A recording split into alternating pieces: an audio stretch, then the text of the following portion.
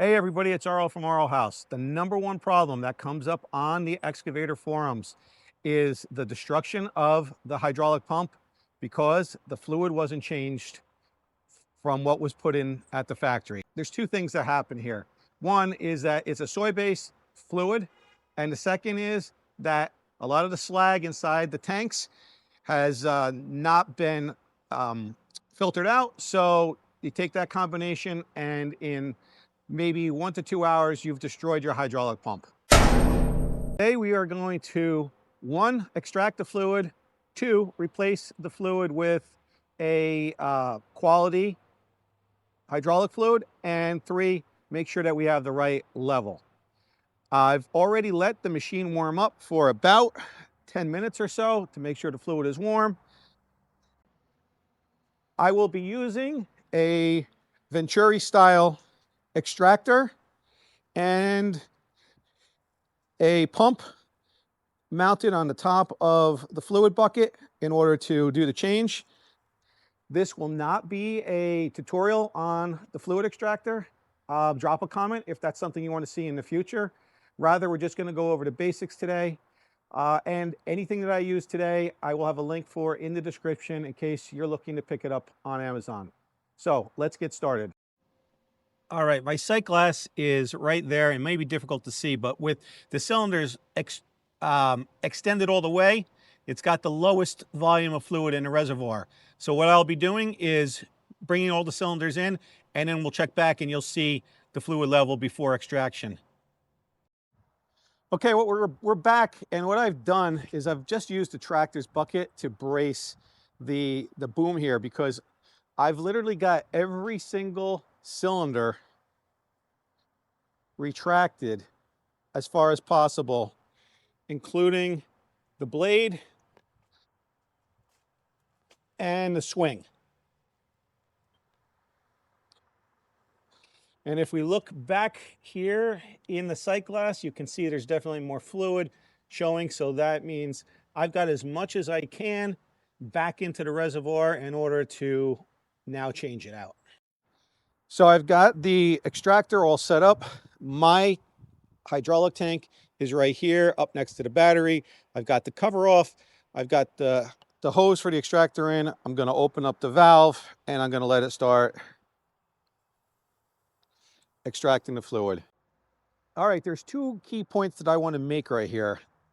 One is that without one of these Venturi style extractors, I don't know how I would have been able to cleanly get the fluid out of the tank here. You can see it's tucked away back here, and there really is no good way to drain it except for possibly here. But still, it would have been messy and very difficult to do. The other thing is that there is a baffle in this tank, and I needed to get my probe all the way to the side in order to reach the fluid in order to extract it. All right, we're back. All the fluid's been extracted, and now I'm all set up in order to refill the tank. I've got a bucket mounted pump, mounts right on this 5-gallon bucket, and we are using ISO 46 fluid from TRIAX. I picked this stuff up right on Amazon. There'll be a link below for both the pump and that if you choose to use it. But here we go. So we're just going to pump this in.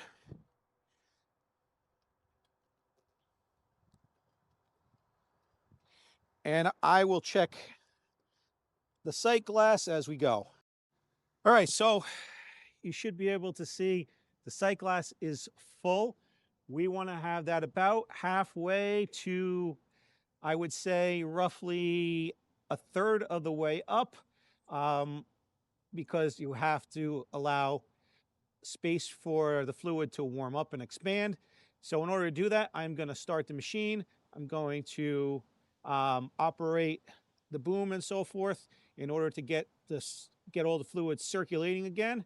And then we're going to check the level again here, and we're almost done. Another point though I want to make that's very important and that is that you are not going to get all the fluid out just by emptying the tank. All right, so the only way that's going to happen is after you do several of these hydraulic fluid change. All right, so I brought the boom down, brought it back to the neutral position. I left the cap off in order to bleed out any air, although this is a vented style cap. And now we're going to take a look and see where we're at the sight glass. All right, you can see just a little bit on the sight glass. That tells me that I got to put a pump or two back in, which I'm going to do. I'll cycle everything, and that should do it. Stay tuned for the next video.